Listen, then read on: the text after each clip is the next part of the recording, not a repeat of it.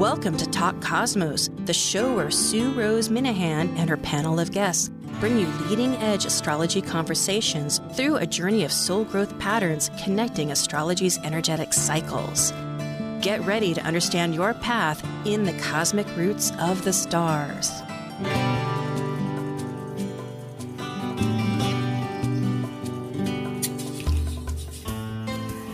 Hello, this is Sue Rose Minahan and host of Talk Cosmos Leading Edge Conversations. And tonight will be our panel, one of three panels, which is Planet Buzz. And we're focusing on the fact that the skies at this moment have 8 different orbits that are in retrograde motion. That's apparent from how it looks on Earth, but we have the astrology from Earth. That's our viewpoint. And there's 5 of these that are of the outer planets. And considering the social ones from Jupiter, Saturn, Uranus, Neptune, and Pluto. And then including with that, because now Pluto is a dwarf planet, still of significance in astrology and for our solar system, is Eris, the sister of Mars, and Pallas Athena, an asteroid of strategy. These energies have that represent this within the archetypes that we're talking about. But this is naturally a time when the sun in Virgo is asking us to discern and question so many things. Our topic is consequences and truth, because 2 of these, the dwarf planets as it is, Pluto and Eris, are in an energy of tension. It has great significance. The orbs, they're long, and this is occurring 5 times.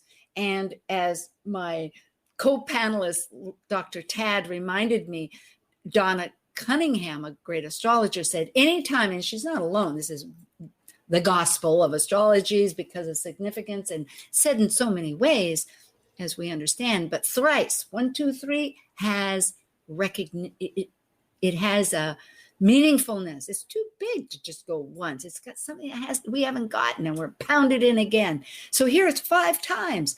And we just had the 4th, August 27th, and the 5th and final exact square tension, as we call it in astrology, which is 90 degrees, remembering that we have a circumference of 360. So on a 4th, and a 4th is also the 4th vibration, which is foundational. This is something significant that's got to get rocked and shifted until it resolves.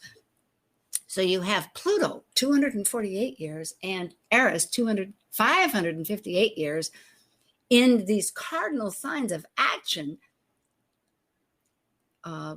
Capricorn in this, Pluto for Capricorn, and Eris in Aries of initiation. And so that will be October 9th. So we have more to talk about. Eris is the truth teller that creates this chaos. We have questions about that. And renovating, regenerational, transformational Pluto that has yet to finish the conversation of how this truth has consequences. So now we're ready. Oh, and before I say, thank you for listening to Talk Cosmos. Thank you for subscribing. We really look forward to connecting. And now we are ready for Planet Buzz. Focusing on planetary ecliptic orbital cycles and planetary pairs called synodic cycles connecting the planets at the same degree that begin our relationship, these are the members of Planet Buzz. I'm Sue Rose Minahan, host of Talk Cosmos, an evolutionary astrologer and consultant, plus a certified color energy coach. I explore creative expression as an artist, a musician, and write abundantly, stories to poetry. I love investigating mythology's language, philosophizing eternity, and I'm a perpetual student of life, seeing oneness of body, spirit of people, animals, and nature. And I'm Dr. Laura Tad. I have a PhD in human science and work as a spiritually oriented psychological astrologer with people around the world. I teach and lecture on astrology, both in person and remotely. I have a blog. I have written for the Mountain Astrologer, Celestial Vibes, and Tarot.com. Additionally, I am the educational coordinator for Live Life Resources, an educational nonprofit specializing in resiliency training, education, and research. And as the ancient Hermetic Code reveals, As below, so above. As above, so below. Hello, Laura, Dr. Tad. It's so great to see you again. Yes, it's good to be here. And immediately we need to recognize that our great cohort, Leslie Francis of Canada, our friend of the other country, was unable to make it today, but left us a code word of integration, which is very important considering this time of, discerning and asking, like, how are we purifying our thoughts? And just to also mention on that context, that for those astrologers interested, there's still time to join the astrology conference that they're having there in Canada, integrating, that's a code word, ancient and modern astrology. I'm thinking I might just do that. And that's September 24th through the 26th online. So consequences and truth, integrating truth, huge. Well, I think it's, we're in a transformative, we've been in for an extended period of time, a very intense time of transformation, an intense time of, right? I mean, in general, these many, many years we've had Pluto in Capricorn has been about the call to let go of the old ways of doing things, right? Capricorn is the old in a lot of respects. It's father time archetypally, right? It's the traditional old way of operating, and Pluto begs us to reconfigure that. And so we've been in that space for a long time, but I think some of the other planets that come into conversation with Pluto, which is really what's happening when there's any sort of astrological alignment, right? Then the planets are in conversation with each other, is, as we've been having this sort of back and forth with the beacon of truth, the bearer of the truth teller, is also then examining what's transforming, how do we want it transformed, what's the impetus, what's the drive behind it, and is it change for the sake of change, or is it something that's actually needed to happen? And that's part of that honest truth-telling conversation, is why are we changing and what do we want to change into? Because if we aren't honest about what needs to change, it's very hard to build something new. Then we're just sort of in a rebellious teenager energy without having a direction. And I think that that's part of this combination of, that can be the consequences, right? If you change, but you don't have something to change that's reactionary, it can lead to unforeseen consequences that are negative. Not all unforeseen consequences are negative, but I think it has that potential if we're not careful. Yes. And who have we become? I heard Lester Holt on, I'm not sure which station, my husband watches the news all the time, and it was in reference to 9/11 here in the United States. And actually, it's been brought up that there were 372 other citizens of other countries, 90 other countries that lost their lives during that event. But in his final comments, he was mentioning other disruptions we've had, which is such an interesting thought, because eras that we were talking about, truth teller, disrupted by that truth, other, the cycle of life, having that in mythology, the Trojan War. But here, Lester was mentioning about January 6th in DC, where there was on a tremendous discord upset. And his question, if I remember it, was, who have we become? In a sense, thinking of this 20 years since 9/11 as one shake-up call besides coronavirus, as Leslie was reminding me, because we did have a little chat. She had her apology, but left us like a torch. Here, have these ideas. So yeah, it's like we have so many people, so many planets, energies at the table, we could say, in this conversation of adjustments, as you're saying. And yeah. Yeah. And I think that there's both grace in that and challenge.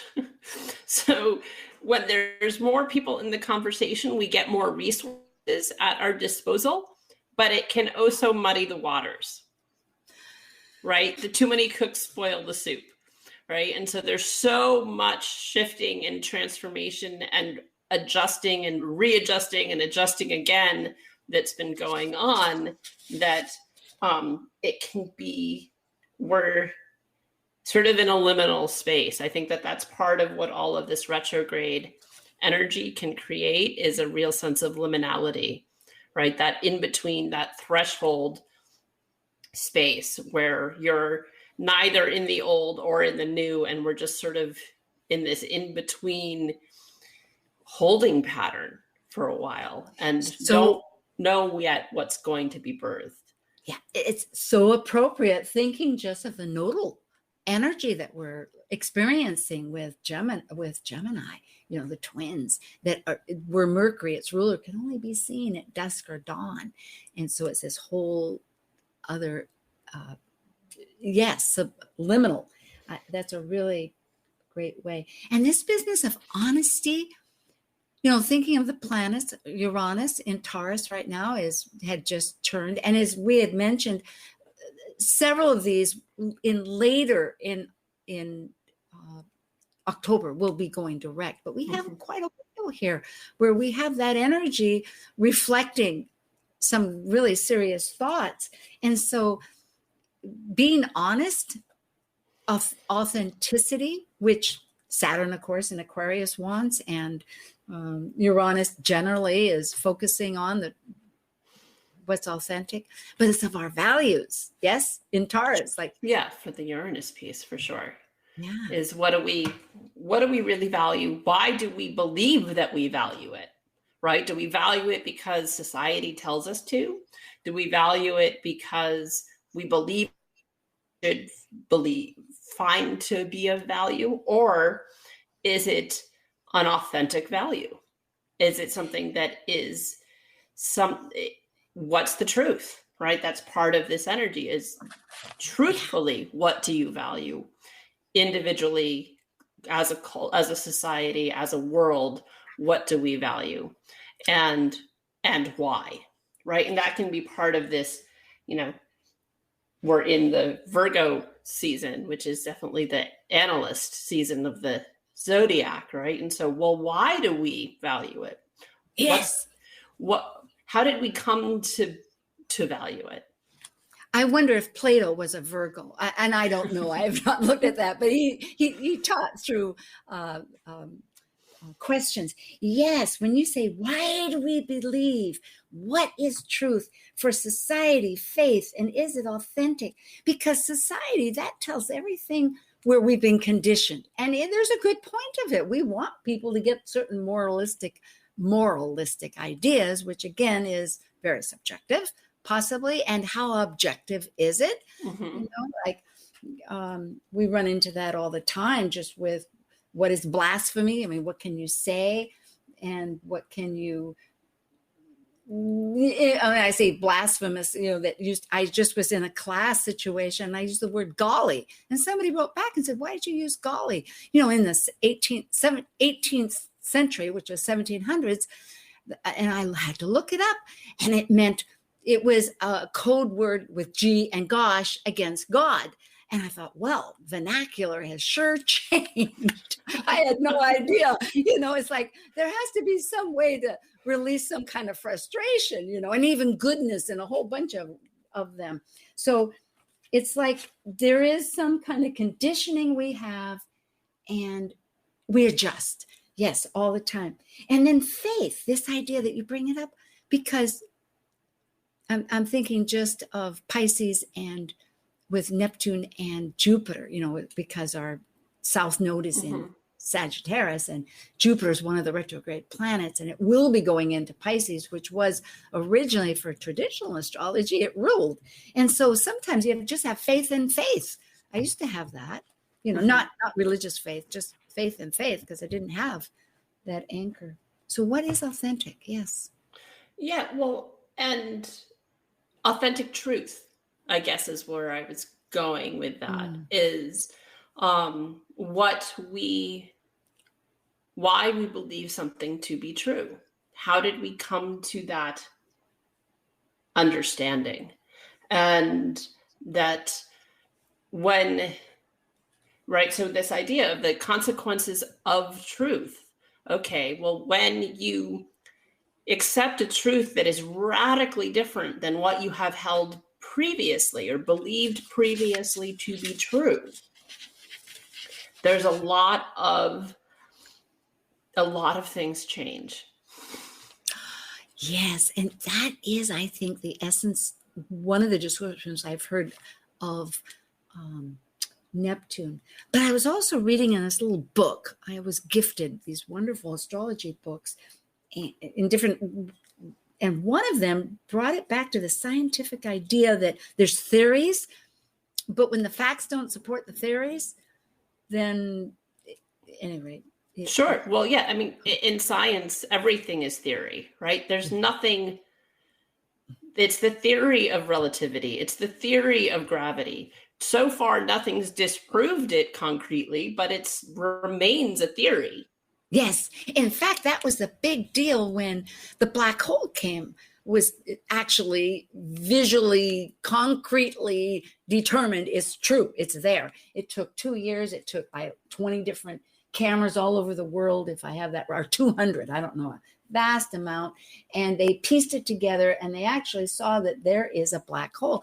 And I remember, because again, my husband loves to watch television, which is a good thing, because I would by myself never watch.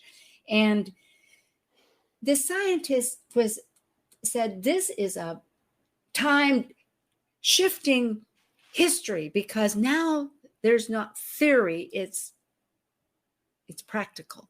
It's practical. It's true. And well, it appears to prove the theory, right? Until it's disproven, potentially, right? Well, that's true.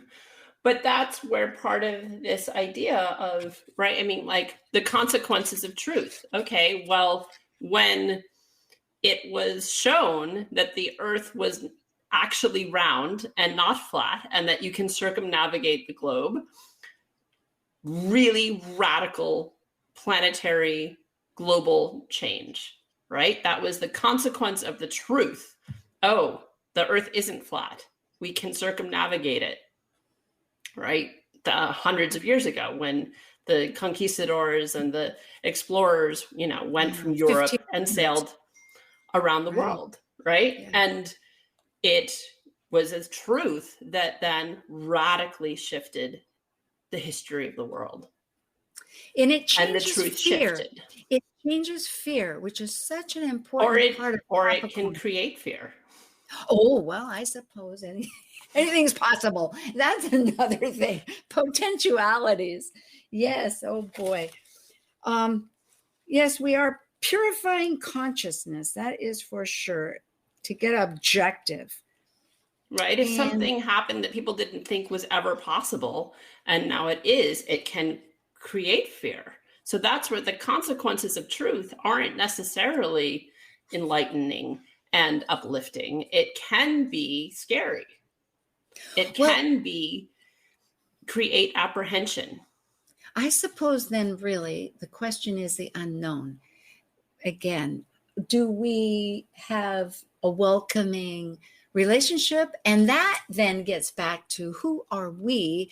Are we people that have the ultimate decree, like that can design and manifest? And then the question gets back, like with the law of attraction, it's been said, through love and through feeling, right? And what is love, if that is in this kind of broad, abstract way of philosophizing, that it isn't. It's love also engages the purpose and companionship, as you might think of it, with the other, whatever that other is. In other words, it's not just isolated for one's own radiation, right? Because we have one sun and everything else radiates that energy. It's not being, or absorbs it, uses it. Yeah. Well, and I think, to me, this idea of, so truth, where it can be difficult or hard or expansive, is truth. Then the next step in gaining information that is true is choice, and decisions have to be made. Once you know the truth, you have to decide how to act. And that can be really scary, right? Let's say you're in a relationship and you aren't sure if you're gonna fully commit and be all in. And that person tells you how profoundly they love you, and it's their truth. And then you've been on the fence about it. Well, now you have to decide how to respond. Before it was spoken, it was easier to not engage with the how you felt. You could stay half in, half out. When somebody gives you their truth and they wants to know yours, you have to decide how you're going to respond. And there is in that, I'm with you here. I'm understanding. There's a trust, and there's also a sense of faith involved, because to have the proof in the pudding, as the phrase goes, is really impractical, because there is this introduction of the unknown that comes into life, whether it's on an individual or even a small basis, or on a wide collective basis. Like, look at us now. We have, the climate change that is being a political arguing, and the fact of the vaccine has become a battering ball between education and children and society and all these other issues that we live with. As much as one might want to retreat, it's only in one's demise if you consider of abuse, using through ways to totally escape. So yes, that truth of choices, and tying this in too, which was a lot of unspoken threads perhaps, but Mars, Aries, I was just reading, is really about choice. And I thought, isn't that interesting? Because I think of often Libra as the choice with decisions, which it is. But by making an action, we have made a choice. Right. I think the difference, I would say, is Libra are the choices. Mars is making the choice. So Libra is, left or right. Making the decision, the action, right? Mars is our action, our drive. So Mars is who goes. Our Mars energy is what goes, right or left. Libra is the options we're given. Aha. So this is wonderful. Would be the distinction is Libra is the choices, but not, Libra doesn't make choices. Libra just has them. Which leads me then, this is so wonderful. We began as Planet Buzz, and I thoroughly adore having Leslie Francis of Edmonton, Canada with us. It just sparks alive this whole process. But this is fun going back and forth with you. And not to lose my thought here. Come on, Sue. Male and female, Venus and Mars, because those are the personal planets. And we know that they can toggle back and forth between and in front of the sun and doing all kinds of things in that relationship. And it does birth harmony and, through mythology and all these other ideas. But the male and masculinity and femininity are two of the fundamental concepts that's taking a huge shift, both in the mundane world of both, you might say, instead of having to choose, and also with astrology, thinking of, instead of looking at things in those terms. So looking at what we were just saying about the choices and the decision and the action. That's part of this well, key. It's that receptive or directive energy, right? Mars is directive. Libra and Venus is that receptive energy. And so it's receiving the choices, right? Libra, here's the options. Okay, how are you going to respond? And Mars is what responds. And I like that word directive, because I thought assertive, but directive is very cardinal. And Aries is a cardinal. Well, they're both cardinal. Libra, if you just think of Libra, which is on a totally different framework, maybe. Well, maybe not. Well, okay, we won't go there. Back to our retrograde planets, because there's so much at the table. I'm trying to think what's thinking. Well, I was thinking of duality in a sense that Venus has Libra and Taurus, which is yin, receptive, whereas Mercury has at square, they're both mutable, Virgo and Gemini. So sort of. Yeah. I mean, I think it's always interesting to me that with the rulerships that way, that Mercury, the natural square that Mercury has to itself. Yeah, exactly. But that's, as somebody, Mercury's very dominant in my chart. So same here. And it is the nodes. Yes, go ahead. But yeah, just in looking at, so to pull it back into because we're Mercury, all the personal planets are currently direct, the Mars, Venus, Mercury does go retrograde soon, but that so much of the social and transpersonal planets, right, those are the ones that are retrograde. And so it is this global shift or global reassessment that we're going through. And I mean, we see it in borders opening and then closing because of COVID, right? It's like, oh, suddenly Americans aren't allowed in Europe because our COVID numbers are so high. And so this assessment, this idea of that, and even in the idea of truth, that I think one of the things that all this retrograde energy at least asks us to chew on is that truth isn't written in stone. That's part of this retrograde energy, is it's true for now, right? It might not be true in 6 months. It might not be true tomorrow. It's true today. We will continue this process. Thank you so much, Dr. Tad. And this is Talk Cosmos with Planet Buzz on, today is the 12th of September, and we're Consequences and Truth. That's our conversation. And we thank you 1,000% for joining us and subscribing, and we'll be right back. Thanks.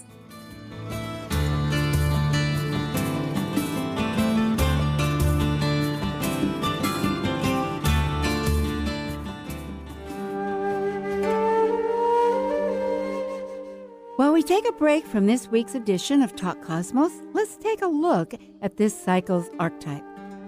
We are currently in the yin period of Virgo.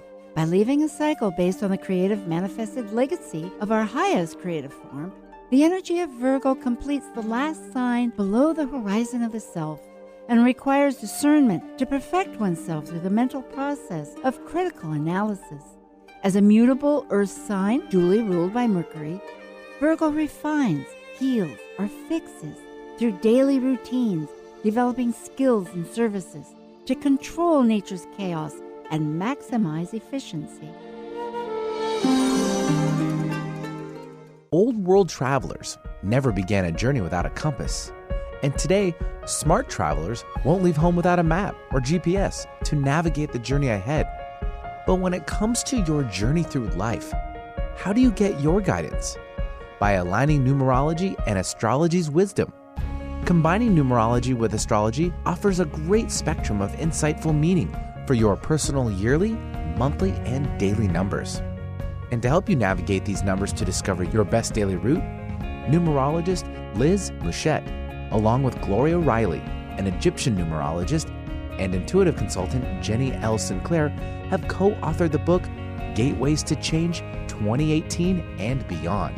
Keys to navigating the seas of life using numerology and astrology. In addition to the book, Liz is also hosting a Gateways to Change workshop this fall, which complements the book to guide you to your life's journey and explore how to use the resources offered in the book.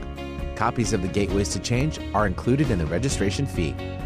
The Gateways to Change book is now available to order on Amazon, and to register for the workshop, you can contact Liz at her website, alightpath.com, or send her an email at Liz, L-I-Z, Muschett, M-U-S-C-H-E-T-T @gmail.com.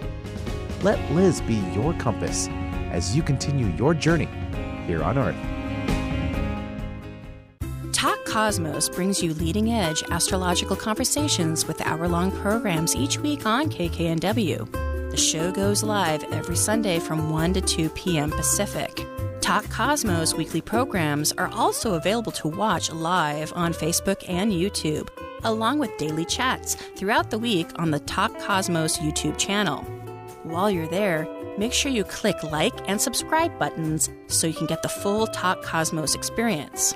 Or, if you'd rather listen to the show archives with audio only, the entire podcast collection since 2018 is available on most podcast carriers. So, grab your coffee, tea, or kombucha and enjoy the show. Greetings. This is Dana Birnbach, evolutionary astrologer, and you are listening to Talk Cosmos on Alternative Talk 1150 AM, where we discuss the zodiac, our connection to it, and our roots in the stars. Conversation you won't find on the rest of the dial. Alternative Talk 1150. Hi again. Well, that is hello. We are talking consequence and truth. And that, to remind our audience, is we're experiencing a long phase of energies of 8 different retrograde planets, but particularly it was influenced from Pluto and Eris that are in a tension-oriented square. And also Jupiter's there too. So like, what's true? We're really looking, is there even, I think earlier we asked, is there even a universal truth which people get in mind? You know, there's a couple of areas. One is, I just was brought to my attention that San Francisco has introduced into their whole school system for this year mindfulness, meditation. So they're listening to themselves. And it's a program that Niroga, Niroga, has a website, and there's all. And I was just remembering yesterday to meditate. So I might follow the kids and listen to some of these. They were just great. It was like you could see a great big ball expand and make small. And then there were some physical exercises, which are so much like Uranus with Taurus energy, where you breathe and then you breathe in and clench your fists and then expand them, open it up, and then shake your body, and et cetera, but it brought it, because then one starts deflecting some of these conditionings and messages and thoughts that revolve into one's energy, so that's yeah, I mean, I think there's been a lot of shift happening that way. It was a couple weeks ago, the meditation app Headspace, it was announced they've partnered with Sesame Street to bring sort of meditation to very young kids. So I think that there is, and maybe that's part of, right, when we've got this Pallas Neptune conjunction going on at the moment. And so that could be part of some of that, because she's similar to Mars in some ways. Yes, new strategy. That's right. Yes. Yeah. She was the goddess of war, right? So yes. But that with her in Pisces and Neptune in Pisces, it's a spiritual war, right? It's this higher purpose. And causes, when I think of war, I mean, and any of that, it's like everybody's fighting and defending and causes. So that's a very good point. And of the earth, I'm toggling here in my brain which to go first, but sometimes we bring into context where any of these where the energy is happening, and there's so many to choose from within our own charts. Because I also want to bring up about the earth and the relationship that we talked about, because it is true that going back to the idea that truth is uncomfortable, and the consequences. Yeah, I mean, if people didn't find the truth uncomfortable, we wouldn't have such an issue with it in our world, right? People struggle to be self-honest, right? That can be part of this. The consequences of self-honesty. Yeah, it requires change. It requires a willful. I'm sorry. Go ahead. No. Just a willful set of actions. That's directing. It's not just a simple effect. It transforms practically the DNA of our lifestyle, of our beliefs, of how we live. Yeah. I mean, so I think that can be part of this. And maybe that's part of her being in Aries for so long, right? Is this self-honesty, right? She's been in Aries since 1923. She will be there until 2044, I'm sorry. So we're looking at a 220 and change year cycle. No, is it 200 or 100? If it's 20, 120 year and change cycle. Significant. And Aries is about the self, right? That's the archetype of becoming. Aries. Yes, becoming. So I am, right, is Aries' key phrase. And so Eris being there for so long is, I mean, short of people who are north of 98, everyone on the planet was born with her in Aries. Yes. And this, as a global collective, we are in a century of self-honesty potential, or that's what we're all being asked to grapple with, is, are we being self-honest? Are we being, that can be part of that authenticity, that's Uranus, and so true to self, but also, how are we culpable? In what way are we culpable for our own circumstances? And that requires self-honesty of how we have contributed to where we're at, individually and collectively. It seems that this tapestry, like I think I said the word right, I hope, like weaving a cloth. A tapestry? Yeah, thank you. And I'd like to see both Laura too, if I can, Nathan, as I talk things, kind of helps. And I appreciate it.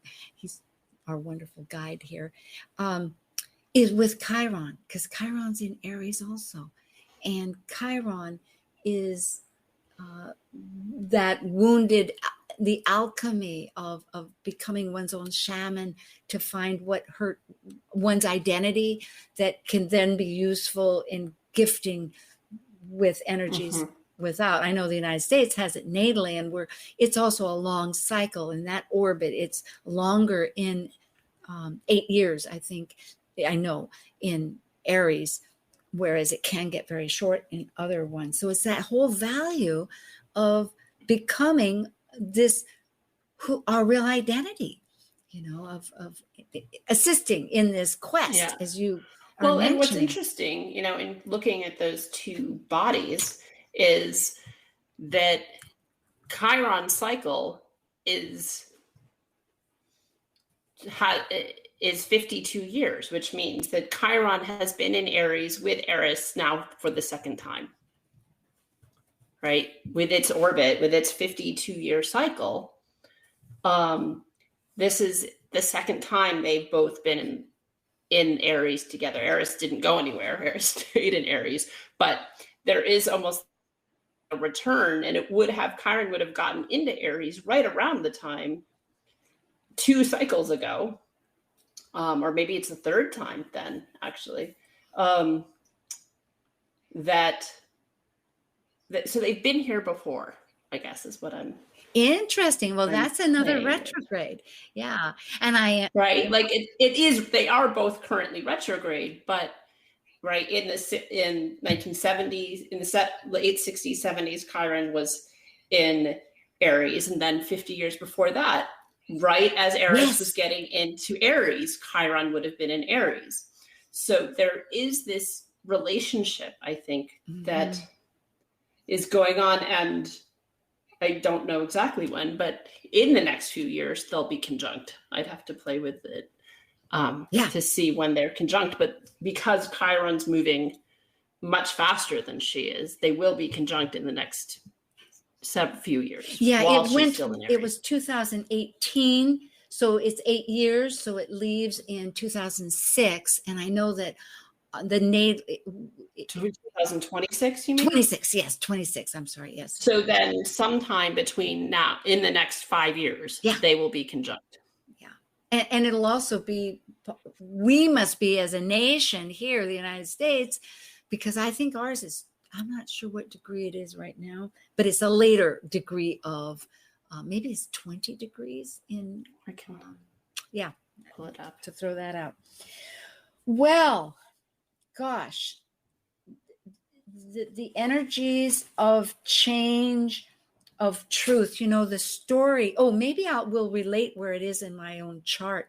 In my chart, it's quite significant. And it is a tight orb. I think in our earlier conversation, you reminded me this is important to bring out because it is a 120-year transit with Eris.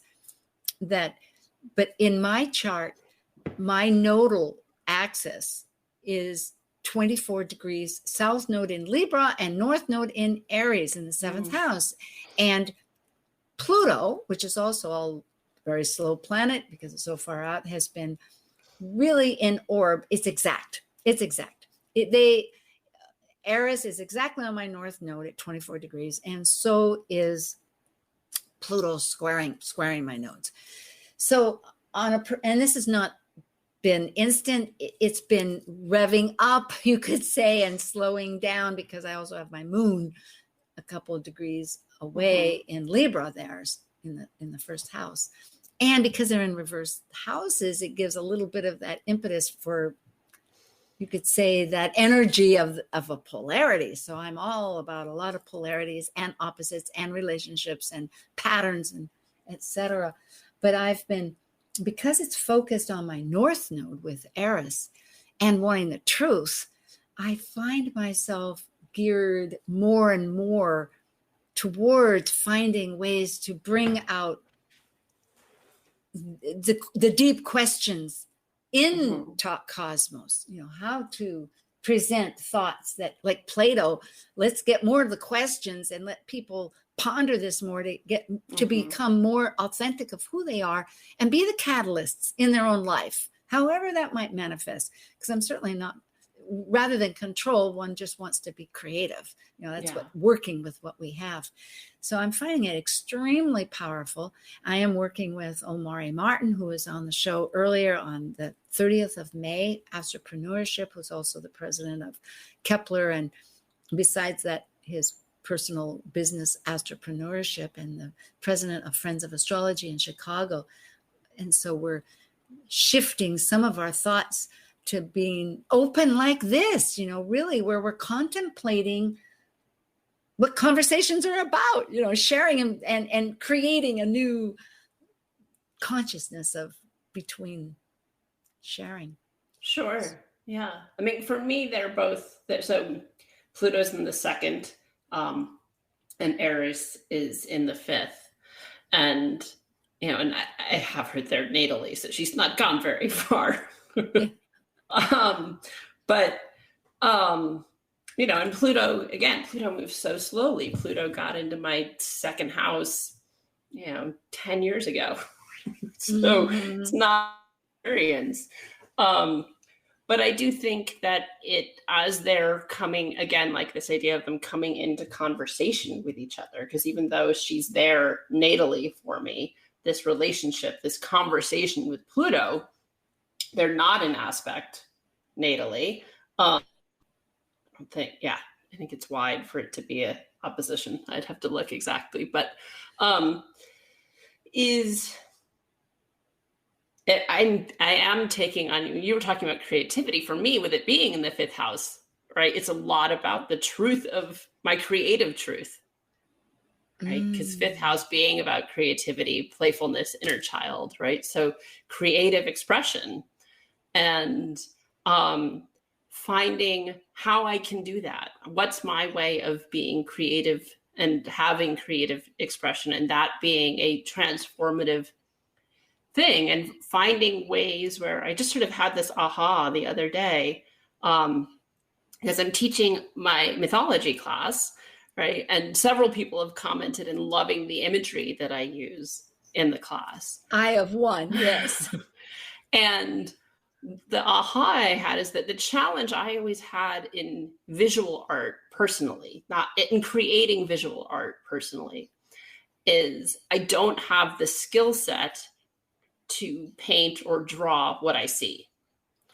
I've never had that. It's not a skill set that comes naturally to me. I'm not somebody who knows how to draw or paint. Even if I was taught, oh, well, the eyes are actually in the center of the face, and draw an oval, and all the mathematics of how to sketch. It's never been something that's come naturally to me.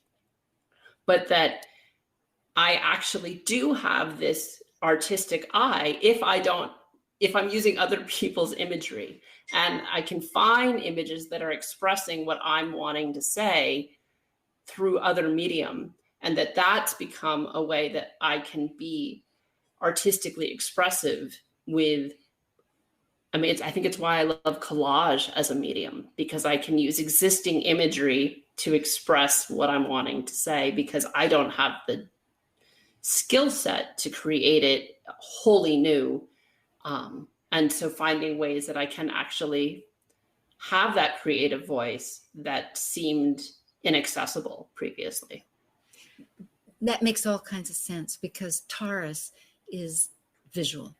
It's pre-verbal, and Aries is too. And it is interesting that it denotes how we have, once again, have this conditioning of what art is and what it isn't, in a way, because, as we know, is that creative impetus, period. So anyway. Right. I have a South node in the 5th. I want to be creative, but never felt like I had the skill set to, some people are amazing artists at 10. They can, their ability to create something or to reproduce something. Yeah. I find astounding. And it never was something I could do well. As far as art goes, because I had a grandfather that I never knew who was a professional artist he was born in 1890, thank you. So he is an old person and died when I was 1.5. But I would, trying to know him, I would look at his artwork that was left. And I've taken various classes and whatnot, and I love art. But it was told me very clearly that it's not people are not taught to do it. And a lot of times it's supposed to come out of your imagination, but it's a visual one. It's one that you look at something and that people can be trained. And one idea is you take things upside down, and then you draw it like on a graph, and you'll be amazed. And when the brain isn't working, it's sort of like life. When we're not working linear, then the truth, the picture comes up, which pulls me back into, I think, something Leslie had said when our chats she was talking about Jupiter, the planet of expansion, that sextile connecting with Eris, this dwarf planet of truth-telling, chaos, or the discord, goddess of discord, she's called, for asking the question, who's the fairest, starting the Trojan War. But that she was saying truth is not linear. So how are we going to talk about this idea? Like we were talking about, what is it that collectively, and it's climate.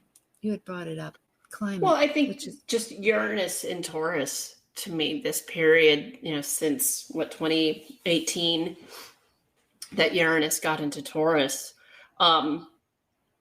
it is an opportunity to transform our relationship with the natural world, to reinvent, right? Uranus being really inventive and innovative with how we engage with the natural world. And it also is part of the chaos that's been going on, right? The incredible fires that have been going on in California. And here in the South, it has been such a rainy summer. It's like all of my plants rotted because it never dried out enough, right? Like my basil rotted, my lavender rotted. They never dried out. We've had too much water and there's not enough in California. There's wells that are dry, right? So we're seeing these extremes in this chaos with the natural world. And hopefully, we're already at so many hurricanes that are happening, right? And so this Uranus energy in Taurus about, we have to revolutionize how we engage with nature. And that I've been under the belief for a while now that this period of time while Uranus is in Taurus is our window of opportunity to really make any kind of substantial course correction when it comes to climate change. And I don't know that it's completely impossible afterwards, but I believe it will be much more difficult once Uranus gets into Gemini to course correct. Because that's not what we're going to be asked to do. That's not the energy.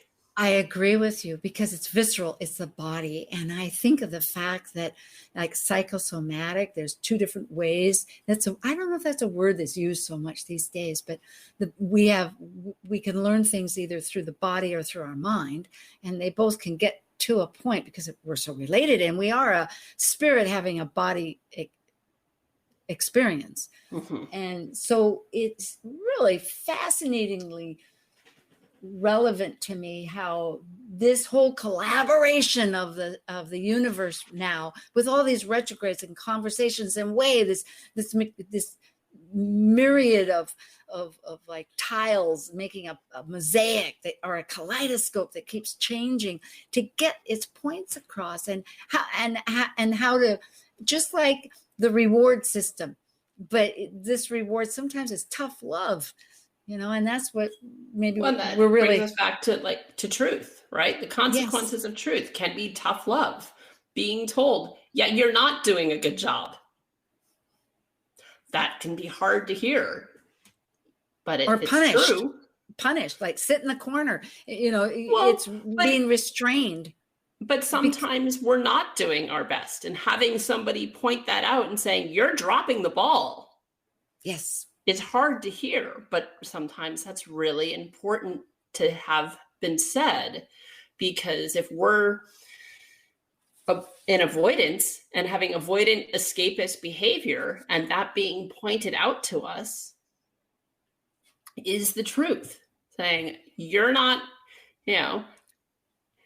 taking good care of yourself, or you're, I'm always the one taking the trash out. It's your turn to do it.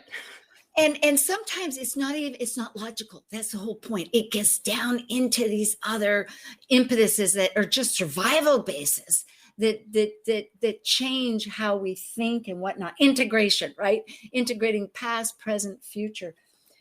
It's been brought to next week.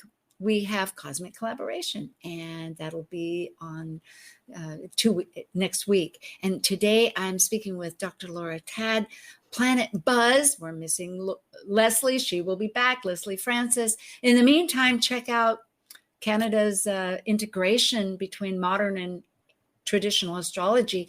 And Laura and I are going to continue talking about consequences and truth, because we have all these energies here that are asking us to adjust and integrate and rethink it through, and realize that